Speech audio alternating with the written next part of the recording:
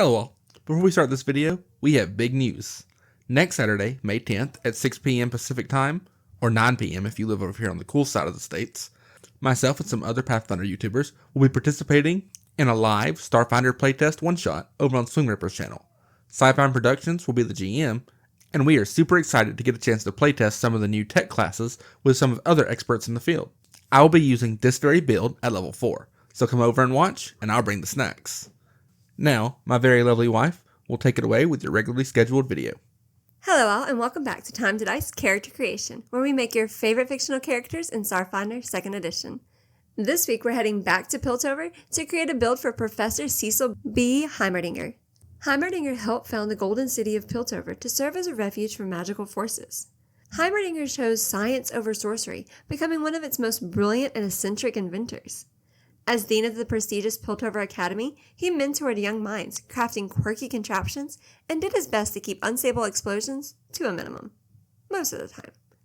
Eventually, Heimerdinger was persuaded by his prodigy Jace to combine the magic he feared with the technology he took refuge in, to launch the city he loved so much into a new technological revolution.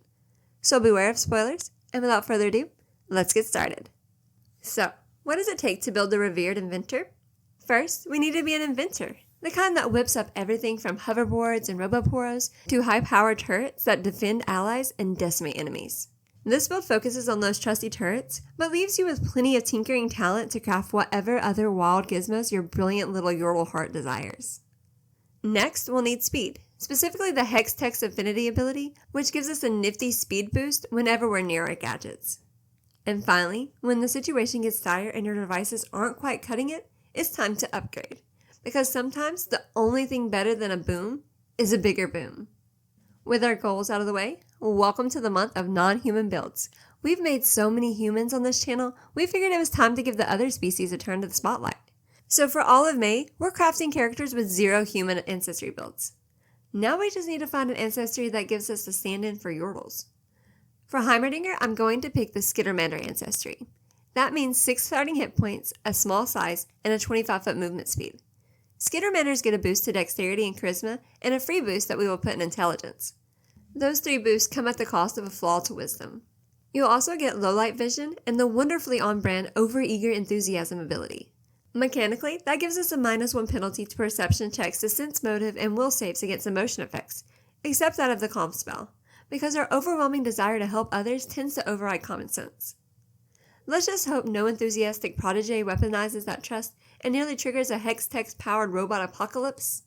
Finally, we get the 6-arm feature to get 6 arms. And this doesn't quite fit the character, so it's the last time you'll hear us talk about it. For our heritage, we're picking Skitter Raised, which grants us the group impression skill feat, which is perfect for swaying the council.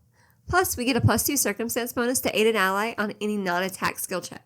If there's one thing Heimerdinger is known for, besides wild hair and wilder gadgets, it's being helpful.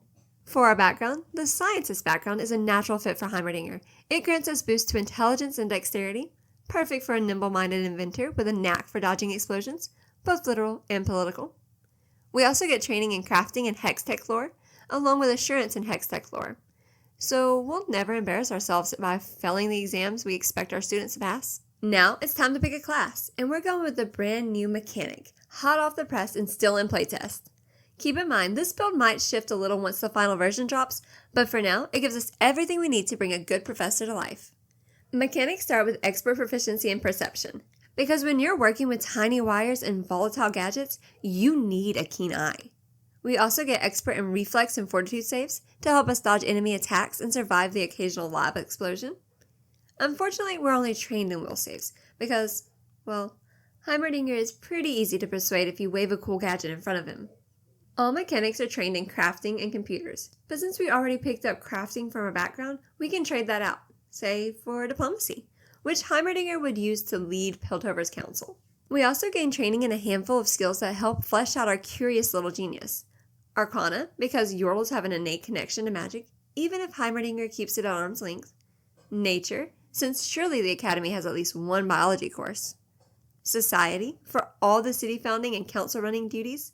Performance for when we burst out that experimental guitar, and stealth and thievery, because let's face it, being small has its sneaky perks. For our attributes, strength sits at a +0.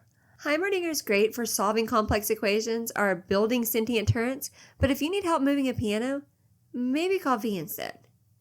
Dexterity is at a +3, perfect for deft fingers and accurate shots. He's got steady hands, whether it's fine-tuning a turret or dodging flying debris in the lab. Constitution's at a +0. As a classic support mage type, Heimerdinger isn't built to tank hits. He's built to avoid them with clever planning and a conveniently placed force field. Intelligence is at a +4. Innovation demands inspiration, and Heimerdinger brings a whole academy's worth of brainpower to the table. Wisdom's at a +0. They say wisdom comes with age, but Heimerdinger's trusting nature proves that intellect and judgment don't always go hand in hand. And lastly, charisma's at a +2. As a founder of Piltover and a voice of reason in times of crisis, the professor's got just enough presence to inspire confidence and occasionally stall a riot. That brings us to our first level in this brand new class. Ready to find out what mechanics bring to the table? First, we choose our subclass. For mechanics, that's called an exocortex, a magical innovation we can command with our mind. For this build, we're picking the turret exocortex, which lets us deploy a mobile turret that fires at enemies and provides lesser cover for us and our allies. The turret has 6 different configurations, each dealing a different damage type and fitting a unique weapon group. Our default array is going to be the chain gun, but it only takes 10 minutes to swap out the turret's loadout later, so feel free to switch things up between battles. All mechanics also start with a custom rig, a specialized toolset we use to build and modify our gear. Think of it like a backpack with 4 mechanical arms that can handle our tinkering while we stay armed and ready. Which means I lied earlier. That 6-armed Skidaminer feature? Turns out it does fit the build after all, because now you can weave wielding tools and gadgets like a Yordle octopus. Using our modify feature, we can trick out our gear with wild enhancements, expand the area of effect for grenades or area weapons, let them ignore the first 5 points of a target's hardness value, make them non-lethal if needed, or even extend the range of a grenade or ranged weapon. And it doesn't stop at weapons. We can even modify our armor to gain a hover trait for a round, gliding over difficult terrain like a tiny floating genius. These mods last until the start of our next turn, or until you modify a different atom. And our choice of exocortex gives us access to 2 special modifications. Pinpoint shot gives our turrets a damage boost equal to our intelligence modifier, and shift array lets us change the turret's damage type with a single action, though only for a limited time. Since we're not a martial class, level 1 also gives us an ancestry feat and a class feat. We're picking up the hyper ancestry feat to kick off our Hextech flavor. It gives us a 5-foot speed boost. Now that may not sound huge, especially in a system where everybody is packing a blaster, but since it's an untagged bonus, it stacks with any future speed boost we pick up. Finally, for our class feat, we're taking multidisciplinary mechanic, which blends our technical know-how with just a dash of magic. It gives us an additional lore skill feat, keeping our Magitech lore skill at peak proficiency as we level. After all, what's a professor without a well-maintained syllabus? That's all for level 1, leaving us with nowhere to go but up. To level 2, where we start fine-tuning our battlefield control. We're picking up the aerial deny a turret feat, which lets our turret lay down a zone of control.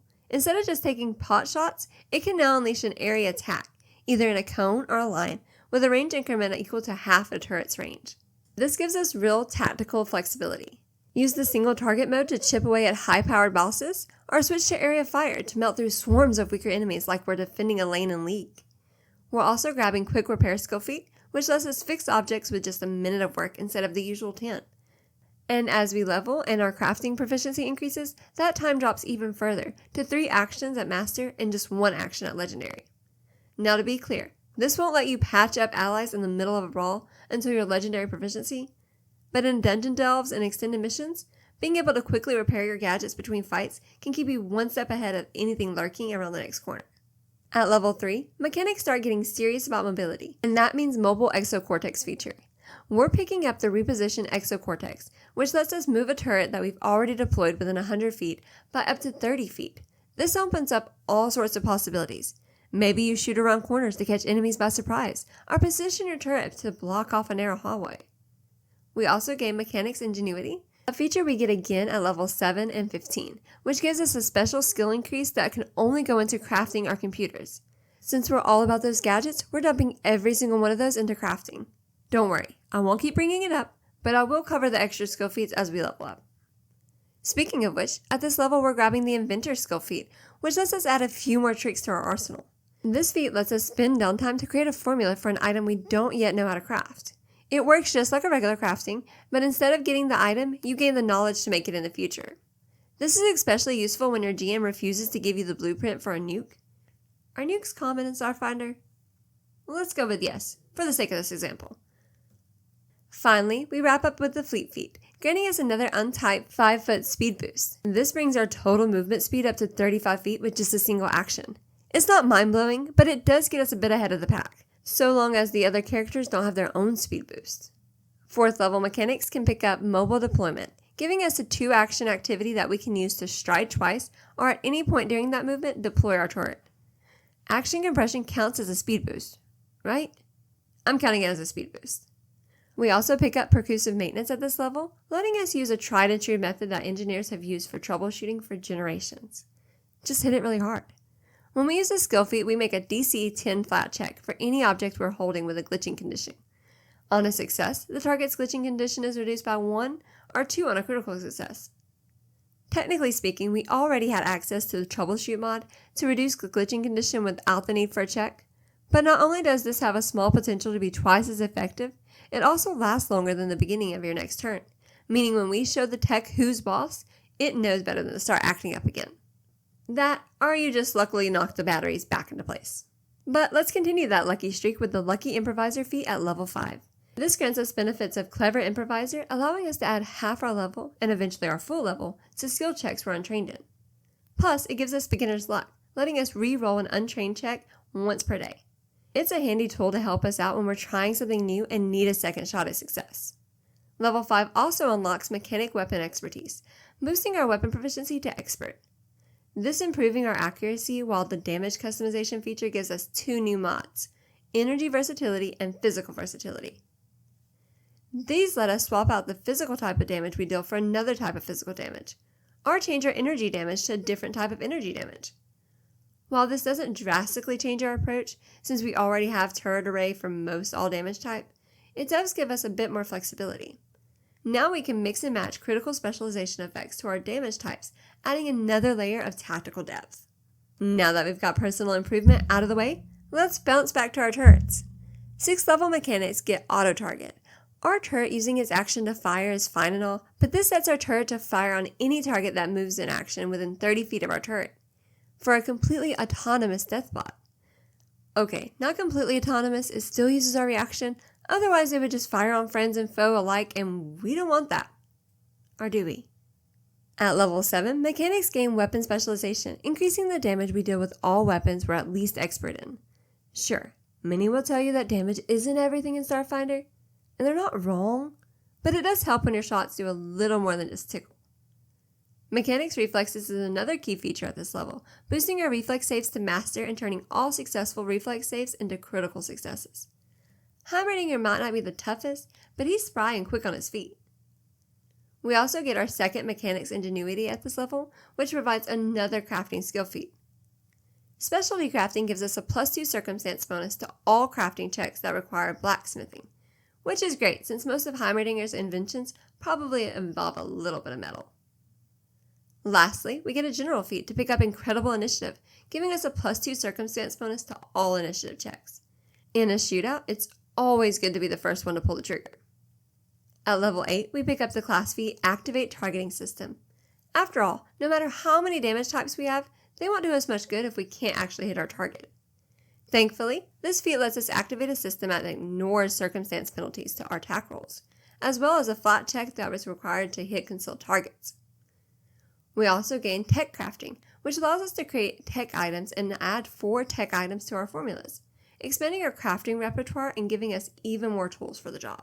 At level 9, mechanics gain Remote Mods, which extends the reach of our Exocortex modifications to 30 feet. This means we can send our turret into dangerous situations without risking ourselves. And if we need to step in to handle something personally, we can do so quickly with our Ancestry feat Unleash Energy, letting us quicken ourselves for 3 rounds once per day, granting us an extra action that can only be used to stride. The best part? We don't even have to waste an action on it. We get to stride as part of the action. At level 10, we pick up the Hunker Down class feat, which enhances our action compression even further. It's a 2-action activity that allows us to stride, take cover, and fire our turret all at once, giving us a nice tactical advantage by combining movement, defense, and offense in a single efficient activity. We also gain the crowd control skill feat, which gives us a +2 bonus to diplomacy checks when making speeches to crowds. Additionally, it allows us to attempt a diplomacy check when trying to disperse a crowd, helping us avoid slowdowns when navigating through larger groups. 11th level mechanics can get the ability to build the most impressive piece of technology known to man: a wall. The barricade feat lets us build a particularly flimsy barricade that provides lesser cover. The barricade only lasts a round, and there usually isn't enough material to build another barricade in the same spot, unless the area is particularly cluttered. We also get Perception Mastery, which increases our perception proficiency. This will help us avoid putting the batteries in the wrong way. How embarrassing would that be? Finally, we get Medium Armor Expertise to increase our armor proficiency to Expert. This is far from making us the most durable in the world, but it does provide this support character a bit of support. At 12th level, we will pick up the class feat Shockwave Pulse. This upgrades all our area weapons to hit with enough force to knock pros who fail their saves prone. We can even modify non-area weapons to make them require a Fortitude save if they hit. We also get a skill feat, Courtly Graces, which lets us pass as nobility as well as using our society check to make an impression on nobles. Or just get a +1 circumstance bonus on those same rolls if we used it as a default skill. 13th level mechanics get Enduring Mods. Every day we can put a mod on an item in our possession that doesn't count against our usual limit of 1 mod at a time and lasts for 24 hours. We use this to put on Pinpoint Shot on our turret and negate the need to increase your damage in combat. We also get Impressive Endurance, which increases our Fortitude saves to Master, as well as increases successful Fortitude saves to critical successes. You don't live as long as Heimerdinger without some kind of resiliency. We will wrap this level up by picking up Supersonic Speed to gain Concealment. Whenever you use an extra stride from Unleashed Energy, you get Concealment until your next turn. This should prevent us from getting turned into a shish kebab as long as we keep on the move, and Heimerdinger is great at keeping on the move. At level 14, we can pick up the Advanced Targeting System class feat. Now, once per 10 minutes when we activate the targeting system, we can add the Fortune trait to the roll to roll the dice twice and take the higher roll. We also pick up Arcane Sense to let us cast Detect Magic as an innate spell at will, which lets us detect when Hextech is around. This isn't a very impressive level as far as new abilities, but it does give us a bit of consistency in a build that can't max out its accuracy because we instead choose to prioritize intelligence. Level 15 mechanics get Manifold Mods to add 2 modifications to our gear at the same time. Now we can increase our grenades area and range in a single action, or give our turret increased damage and a different damage type all at the same time. We also get Greater Weapon Specialization, giving us an additional damage increase to weapons or unarmed strikes that we are at least expert proficiency in, as well as Prescient Planner to already have any equipment we need when we need it. Once per restocking ship, when we run into a situation that we need a common piece of gear equal to half our level, you can produce the item from your backpack as if you've had it the whole time. But I like to think of it as you just brought the materials to invent a solution. Which is why we also need to pick up Magical Crafting to get the Hex part of a Hex Tech by adding 4 formulas for magical items to our formula repertoire, as well as letting us build magical items in the first place. At this point, we are legendary in crafting, so we can repair our turrets with a single action. But do you know what could be better? If they could repair themselves. At level 16, they can with the self-repairing Exocortex. This gives our turret fast healing 5 so they can repair themselves, no maintenance needed. Just be aware that this fast healing is deactivated until the end of our next turn if the turret is dealt any electricity damage. We will also pick up Legendary Negotiation to keep the peace and break up a fight with a diplomacy check against the target's will DC +5.